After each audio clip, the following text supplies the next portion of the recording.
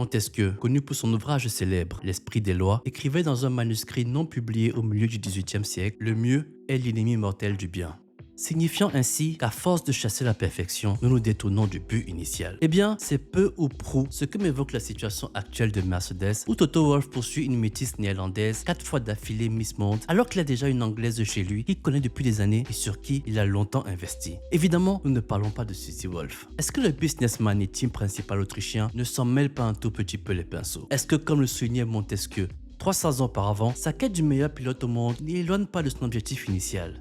Pour cela, nous allons retourner en arrière, car il est crucial de comprendre le passé pour mieux expliquer le présent. Vous vous demandez sûrement c'est quoi l'objectif initial?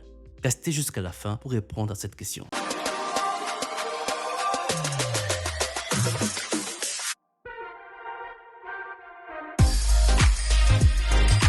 Finger Pilote. En 2014, ce championnat d'Europe de Formule 3 est remporté par un pilote qui nous est familier, Esteban Ocon, actuel pilote As. Mais malgré son titre, un jeune pilote d'à peine 16 ans déchaîne le paddock par sa fougue et son coup de volant. Oui, le craqué Thomas Verstappen. Finissant certes 3e du championnat, l'Hollandais volant s'adjuge 10 victoires sur les 33 manches disputées, plus gros total de la saison, dont 6 victoires d'affilée. Les académies se bousculent pour accueillir ce diamant afin de le polir. Car oui, Max avait la vitesse, mais était encore trop brut. En témoignent ses 8 abandons qui lui coûtent clairement le titre. Mais le manager et père de Max, Joe Verstappen, ancien pilote de Formule 1, fait monter les enchères, conscient du talent immense de son fils. Deux protagonistes sont en tête d'affiche, Toto Wolff pour la filière Mercedes et Helmut Marko chez Red Bull. Wolff avait pour lui de posséder l'écurie qui écrasait outrageusement le championnat et proposait à Joe de mettre son fils en F2 pour qu'il fasse ses armes jusqu'à être prêt à conduire une de ses flèches d'argent. Mais Marko a fait une offre qui ne se refuse pas, tout bonnement un siège en Formule 1 dans l'écurie Fille Toro Rosso. Marko a ainsi damé l'opinion à Toto qui a vu la pépite lui échapper sans non plus en faire des cauchemars. Il avait un Joe solide avec Rosberg et Hamilton ainsi qu'un avantage de performance moteur qui leur assurait encore de belles années au sommet.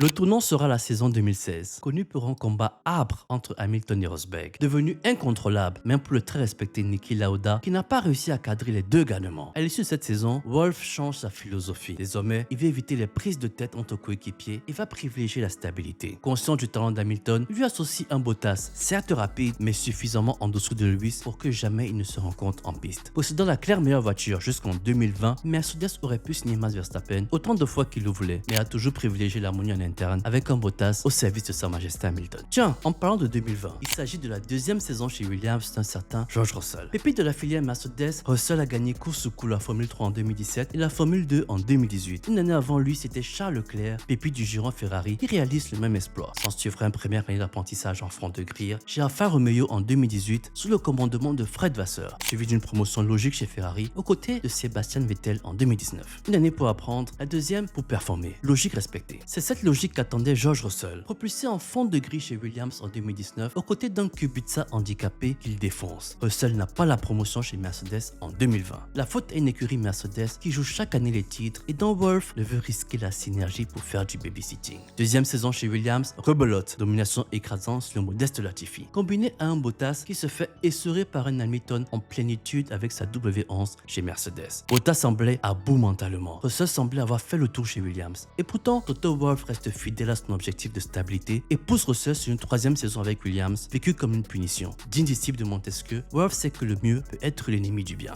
Ce parti pris pour la stabilité, on l'a vu dans tous les choix de la firme allemande jusqu'à aujourd'hui. Lorsque Mike Elliott perd du concept sans ponton et mis en échec, Wolff fait revenir James Allison qui a été le directeur technique des grands succès de Mercedes. Lorsque James Wolff, dépositaire de la stratégie de Mercedes, quitte l'écurie pour Williams, Toto promeut une personne en interne à la tête de la stratégie au lieu d'aller chercher des noms plus clinquants. Je vous mets donc au défi de me dire en commentaire si vous avez le nom du remplaçant de James Wolff. Et plus récemment, lorsque son champion de toujours, Hamilton, claque la porte pour Ferrari et que des pilotes expérimentés et référencés sont venus toquer à la porte, Wolff a choisi Antonelli, produit local et membre de la famille. Ainsi, après avoir autant investi financièrement et humainement sur deux pilotes que sont George et Kimi, n'est-ce pas absurde de briser ce parti pris pour la jeunesse et l'académie Mercedes pour aller chercher l'ogre Verstappen? Qu'on se comprenne bien les amis, Verstappen C'est Messi 2011, c'est CR7 avec la mèche blonde. Quand ce genre de pilote est disponible, vendre son âme et ses principes pour l'obtenir est compréhensible. Mais le projet Mercedes est-il tant en péril pour faire de tels sacrifices? Depuis 2022, la firme étoilée a connu 4 années de vaches maigres après 8 années de vaches grasses. Mais si on regarde le verre à moitié plein, Russell a su performer en 2024 et a encore monté d'un cran en 2025 où il est juste stratosphérique en maximisant tous les résultats de l'écurie. Antonelli, certes de façon sporadique, montre des éclairs de génie et peut maturer gentiment dans l'ombre d'un Russell qui a su le leadership. Mercedes est très bien positionné pour être la tête d'affiche de la nouvelle réglementation 2026. Si la W16 jouait le titre en 2025 et que Russell avait fait preuve de fébrilité ou que Antonelli n'avait rien démontré en une demi-saison, j'aurais compris la criticité de signer un pilote de calibre de Max Verstappen. Mais cet entêtement du management de Mercedes ressemble surtout à un caprice d'enfant gâté qui ne veut plus de son iPhone 16 parce que le iPhone 16 Pro Max fait fureur. Toto Wolff va apporter du changement sans avoir donné sa chance au produit. Le même produit qu'il a voulu protéger au point de se prendre le bec avec Lewis Hamilton, précipitant son départ. Acquérir Verstappen, c'est se payer les services du mercenaire le plus redoutable du pays. Aucune attache émotionnelle, seule la victoire compte. Le cœur et l'allégeance de Max vont pour le docteur Helmut Marko qui n'a pas hésité à se mettre à nu pour l'attirer 10 ans auparavant. D'ailleurs, le Néerlandais a souvent été très critique envers Wolff en 2021 et moqueur en 2022 quand le bateau Mercedes a chaviré. Déjà approché par Wolff en 2024, ce n'est que parce que le bateau Red Bull est en feu que Max répond enfin aux SMS de Merco. Donc ce sera une association qui ne reposera que sur la quête de victoire. Qu'adviendra-t-il si la tant redoutée W17 2026 se fait laver par une écurie cliente comme McLaren ou Alpine et en fait un meilleur boulot mécanique ou aérodynamique? Tandis qu'avec Russell et Antonelli, il s'agissait avant tout d'une filiation Mercedes. Russell doit sa carrière à Mercedes qu'il a financée. Antonelli s'est vu accorder une chance inestimable et a bénéficié d'un accompagnement XXL pour se tenir prêt pour le défi.